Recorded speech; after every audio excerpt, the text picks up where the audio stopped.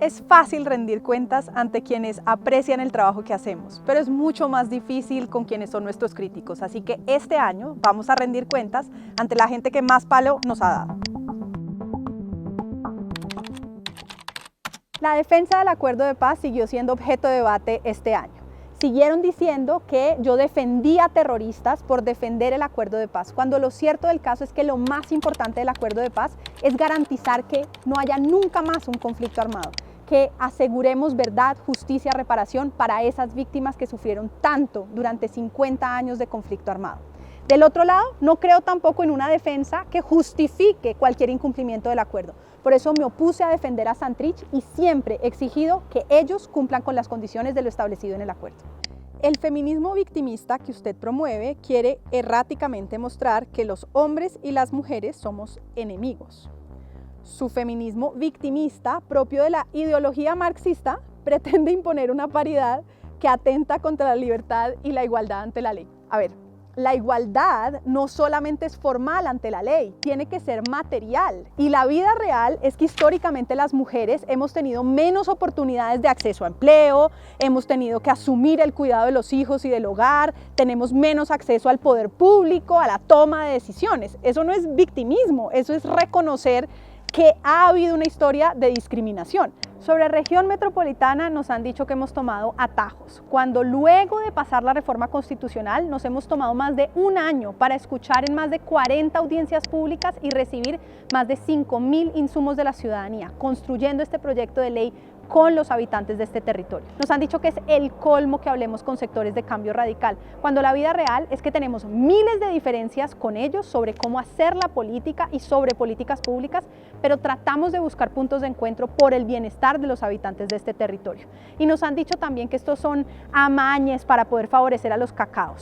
Lo cierto del caso es que es justamente la ausencia de una planeación de largo plazo articulada entre los municipios lo que ha permitido el volteo de tierras y el deterioro de la estructura ecológica principal.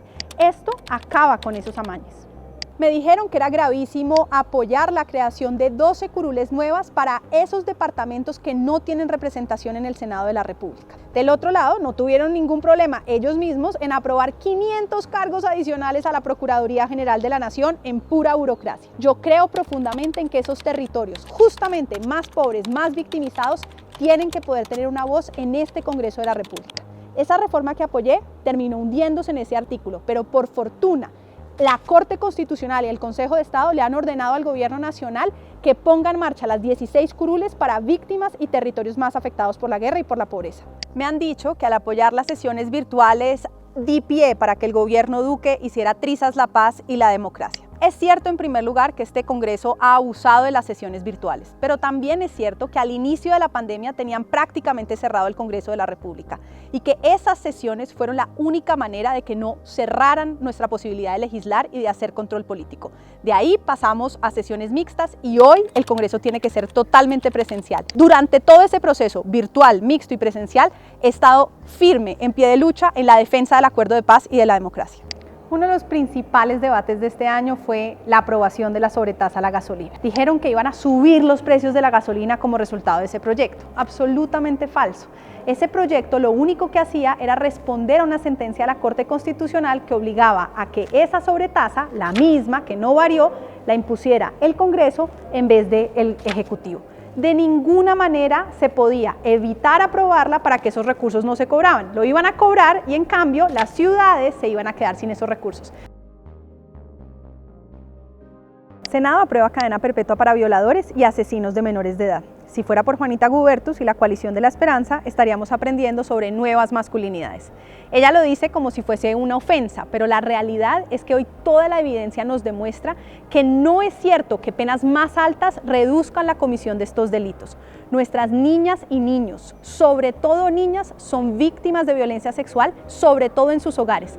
La manera de prevenir eso no es con penas más altas, es cambiando la manera en la cual sus padres, padrastros, abuelos, hermanos se relacionan con las mujeres y en particular con las niñas. Así, aunque suene pomposo, eso es una nueva masculinidad.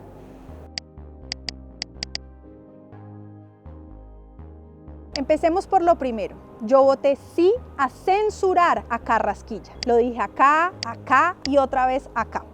Es cierto en retrospectiva que desde el inicio he podido firmar la moción de censura. No lo hice porque quería tomarme más tiempo para estudiar los argumentos. Hoy, que soy un poquito más canchera y que ya sé cómo es la movida acá, la habría firmado desde el inicio, pero voté sí a censurar a Carrasquilla. Durante el trámite de la tercera reforma tributaria del gobierno Duque me dieron palo por todos los lados. Unos que porque la criticaba. La critiqué porque era una reforma tributaria que no le exigía suficiente solidaridad a las personas de más altos ingresos. En cambio, recaía toda la solidaridad en una clase media y media alta emergente que había sufrido los efectos de la pandemia. Me criticaron también que por qué no pedía el archivo de manera vehemente.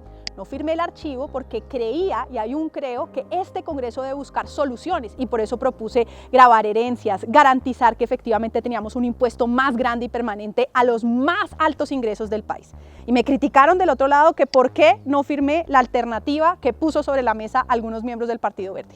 No la firmé porque me preocupaba mucho que hacía exactamente lo contrario de lo que piden los técnicos. Subía los impuestos de las empresas, cuando lo que hay que hacer es bajar las empresas y subir los impuestos de las personas naturales de más altos ingresos. Siempre es más difícil dar tanto detalle con temas tan impopulares. El mayor dolor de este año fue que nos hundieron el proyecto de especialidad agraria a punta de mentiras. Dijeron que era una JEP agraria, que íbamos a volver a los victimarios víctimas, dijeron que era para expropiar, cuando la realidad es que es el proyecto más sencillo de todos, que en la ruralidad, en el campo colombiano, podamos tener claridad sobre los derechos de la propiedad rural, de la tierra, que es por lo que nos hemos matado durante tantos años, que cada vecino pueda saber hasta dónde va su tierra, tenga un título para poder vender sus productos, comercializar y podamos resolver de manera pacífica esas disputas. Y vamos con el último tema, que es con el que más palo me han dado. Que las condiciones de seguridad, de protección de la ciudadanía mejoraron son innegables. Es cierto que dicho así, suena que estoy justificando gravísimas violaciones a los derechos humanos como los falsos positivos. Pero eso no solo no refleja lo que pienso y lo que siento, sino que no se compadece con la historia y el trabajo que he hecho. Yo trabajé en el Ministerio de Defensa justamente entre 2006 y 2009 en el equipo que le puso fin a los falsos positivos, porque identificamos que eso estaba pasando y empezamos a transformar la manera en la cual se evaluaban los resultados operacionales. Sacamos las primeras reglas de enfrentamiento, la política de derechos humanos, el primer manual de derecho operacional, justamente porque insistimos en que eso no tenía justificación. Pero más importante aún, después trabajé en el proceso de paz e insistimos que en el acuerdo no podía quedar solamente que las FARC rindieran cuentas. Los miembros de las fuerzas militares, en particular quienes habían cometido falsos positivos, tenían que ser investigados, juzgados y sancionados, y gracias a eso hoy estamos viendo resultados como los de la JEP. La frase que expresé estaba relacionada con dos fenómenos que son ciertos, contradictorios, pero que existieron. Entre 2002 y 2006 crecieron los falsos positivos. Al mismo tiempo, entre 2002 y 2006 bajaron los homicidios, las desapariciones, los secuestros. Ese es el país dolorosamente complejo en el que hemos vivido. Ninguno justifica de ninguna manera las violaciones a los derechos humanos. Nadie es monedita de oro para gustarle a todo el mundo, pero el debate con argumentos, la controversia, es lo que fortalece nuestra democracia. Así que bienvenido.